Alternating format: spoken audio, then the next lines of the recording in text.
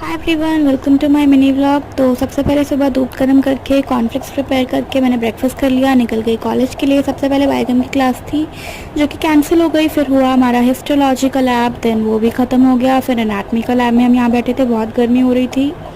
उसके बाद था हमारा फिजियो का लैब जिसमें हमें स्टेथोस्कोप और ये ब्लड प्रेशर मेजर करना सिखाया। तो यहाँ पे मैं इसे यूज़ करके देख रही हूँ अपनी फ्रेंड पे कि कैसे इसे यूज़ करते हैं। फिर हमने ब्लड प्रेशर चेक किया। यहाँ पे मेरी फ्रेंड मेरा ब्लड प्रेशर चेक कर रही थी। वापस आके हमने किया लंच में मैंने खाया कढ़ी चावल रोटी। देन शाम को स्नैक्स में मिला था ये मैक्रोनी और चाय। उसके बाद मैं चली गई जिम कुछ देर बाद। फिर मैंने थोड़ा सा वर्कआउट किया। फिर मैंने पिया ये जूस जो कि काफ़ी रिफ़्रेशिंग था। उसके बाद आके मैंने धुले बहुत सारे कपड़े। फिर रात को इतनी भूख नहीं थी तो मैंने खाई आइसक्रीम और मैंने ये सत्तू ड्रिंक बना के पी लिया। And yes that's it. ये काफ़ी टेस्टी था। Thanks for watching. Subscribe to my channel.